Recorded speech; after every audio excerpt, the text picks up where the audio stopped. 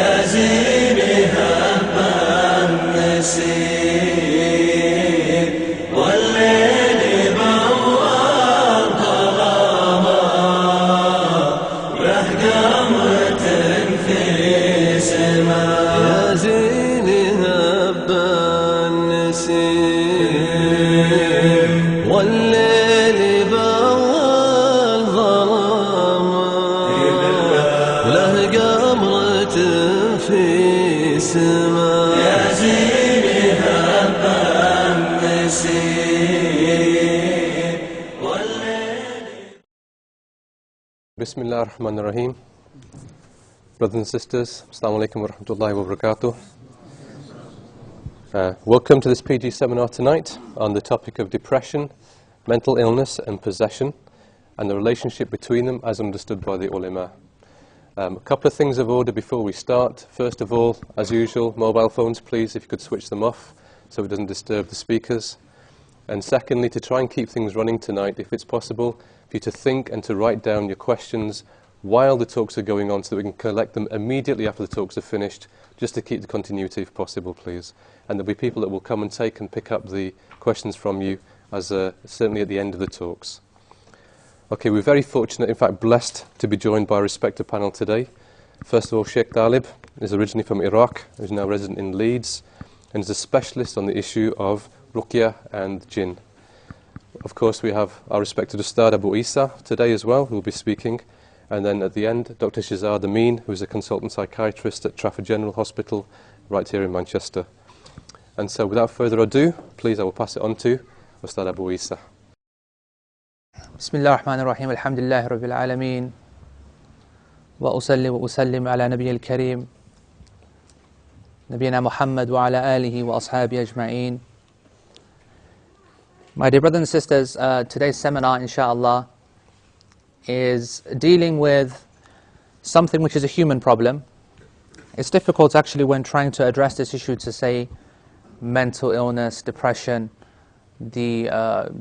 or possession, the Islamic viewpoint. It's almost like an arrogance almost that only Islam or Islam's position should be recognized. Of course, this is a human problem. This is a generic problem. That's probably the best word to understand. It can afflict all. Mental illness afflicts Muslims and non-Muslims. The issue of possession as well, of course, is not just restricted to Muslims. So this is something which the entire world's cultures and religions and nations have an understanding of and have a position of.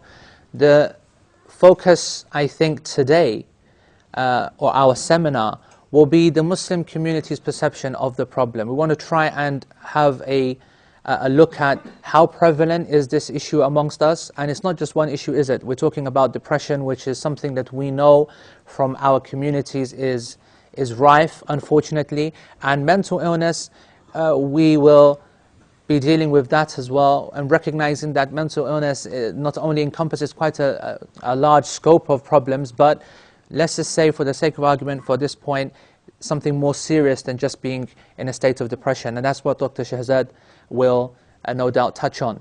And the conventional approach to that, I think one of the very important things that we'll recognize throughout this seminar, and the reason I mention it is because a lot of people, Muslims practicing, and I've heard this many times, they said, how is it possible someone can be depressed? How can someone actually be depressed as a Muslim? When Allah subhanahu wa ta'ala has made him Muslim, Allah subhanahu wa ta'ala has given him the Qur'an, Allah subhanahu wa ta'ala has said that this world is meant to be something basic and not meant to be a home of delights and sheer happiness, whatever, but that's for the akhirah, right? And that's an argument that we used to hear and still hear even. And it's a very simplistic understanding, because it almost seems to imply that there is no such thing as depression, and it almost denies the fact, and it is a fact, that we have disease, that people become ill.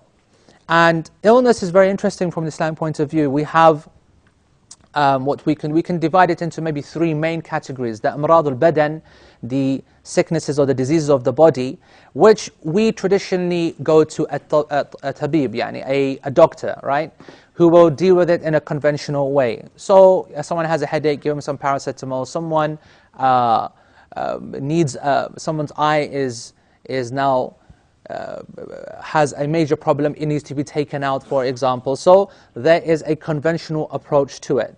So we will go to the doctors for that. And then we have, so you could say these are the physical illnesses of the body, right? Arthritis, pain, ulceration, heart problems, whatever. Let's just call that conventional, physical.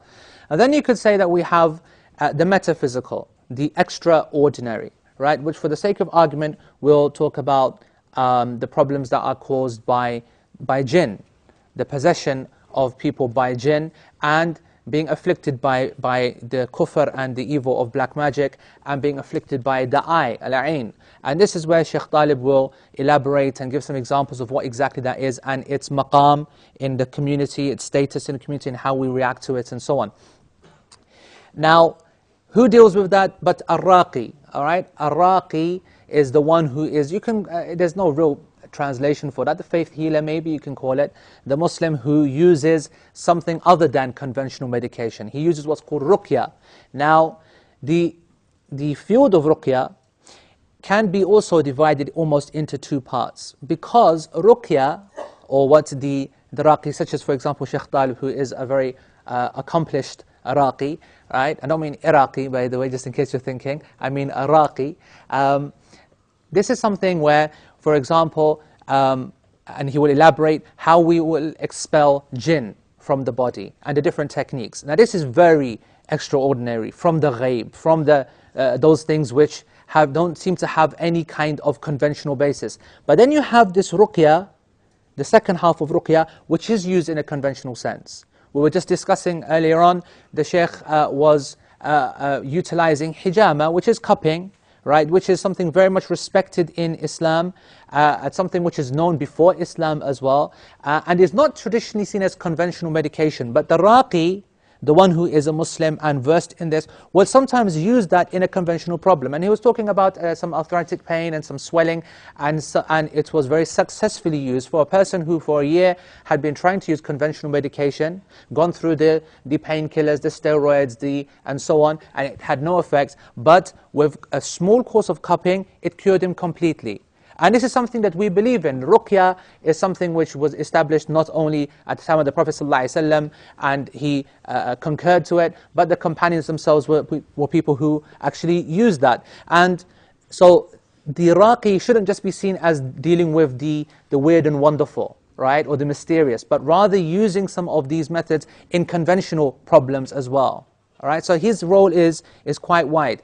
But here is the important point. There is and this is what the seminar hopes to address, there's a fine line then where a possession problem or a mental problem then kind of exists between these two categories.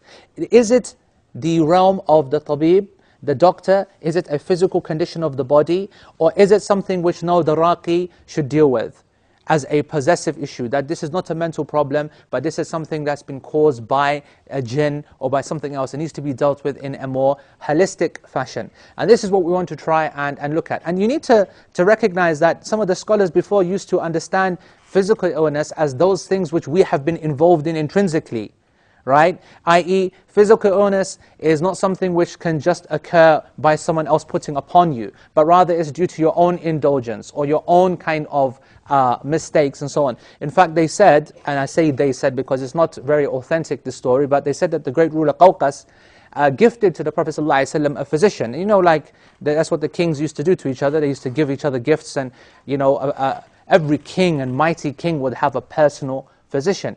And when he was brought to the Prophet ﷺ, it was said that he said ﷺ, that we don't need doctors, we don't eat that much, right? So it's an interesting statement, if it's authentic, because it suggests that the doctors deal with those things that we are mostly are the root cause of. And we know that some of the illnesses that we are using today, are facing today, are because of our intake of food and the pollution and genetic mutations because of pollution and the drugs that we use which are causing mutation and so on and so on and so on. And we're finding new evidences and links to prove that every day. So there does seem to be some personal negligence which is involved. But when it comes then to ruqya, we know then that the scholars sometimes they deal with jinn in a very kind of holistic fashion, but then they will sometimes, for example, a person has a pain, they will use ruqya. We know that the companions of the Prophet ﷺ, they sometimes took the ayah, Allah subhanahu wa ta'ala says, وَنُنَزِّلُ مِنَ الْقُرْآنِ مَا هُوَ شِفَاءٌ وَرَحْمَةٌ لِلْمُؤْمِنِينَ. And we reveal from the Qur'an that what is a healing, a cure, and a mercy for the believers. And what they would do is understand that ayah literally, and they would wash off the ink from the pages of the Mus'haf and drink it, because they used to believe that this is something which can physically give some kind of shifa. So you can see then that the lines are blurring between the conventional application to pain by Iraqi, and Iraqi sometimes using the Qur'an in a more traditional sense, which will be elaborated, for those things with the jinn. And then we move on to the last category of illness, which we're not going to cover today, but I want to emphasize, because it is the most serious illness, and that's the illness of the heart. Okay, the amrad qalbiyya is that which is the most important to deal with, and the sickness of the heart leads to an absolute disaster in this life and in the hereafter. The sicknesses of the heart, when it becomes black and it becomes non-responsive to the light of Islam, to the light of justice, and it starts to become covered with greed and envy and lust and jealousy and all these kind of things that we suffer from so much, then this can reach a state where it will destroy a person. As Ibrahim a.s. said in his dua, وَلَا تُخْزِنِي يَوْمَ يُبْعَثُونَ, and do not disgrace me that the day that everything will be resurrected. يَوْمَ لَا يَنْفَعُ مَالٌ وَلَا بَنُونَ, that day in which that no money and no sons are going to avail anyone.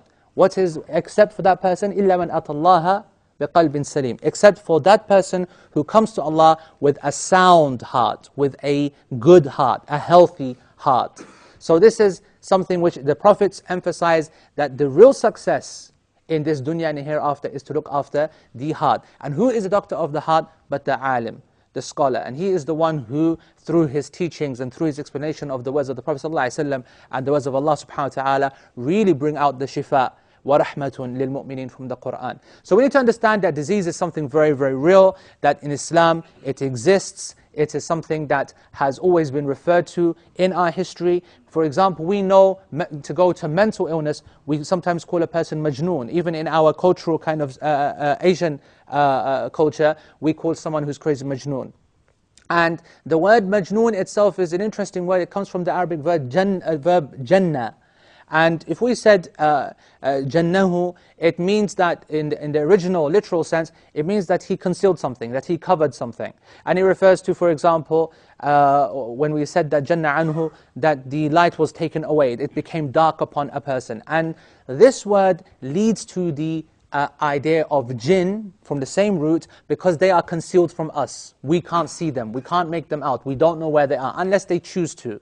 And if you look at some of the definitions that the earlier ulama used to give for the jinn, they would say, concealed from the eye, from the third creation, and from humans and angels, the third creation, the jinn, that can take shape and body if they wish. So that's what they defined them from. And majnoon in the Arabic means the person who has been afflicted by the jinn, right? Possessed by jinn. But then we recognize that although that means therefore something that needs to be dealt with by someone who knows how to exercise a jinn, we also recognize that the word majnoon also has a conventional understanding, that it just means mentally mad or insane or corrupt of mind. And we have words in the Arabic which, for example, kharafa, means that mental kind of capacity has been corrupted, and so on. So we have words that are synonyms of majnoon, and I think these words and the way that we use them today lead us to become confused.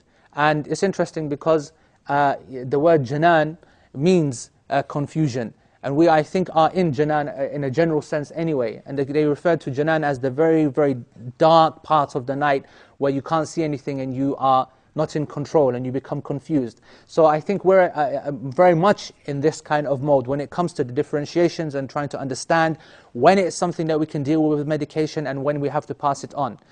So my role it was just that, to introduce the topic, to make everyone understand that yes, in our communities we have a variety of problems when it comes to the to the mental capacity.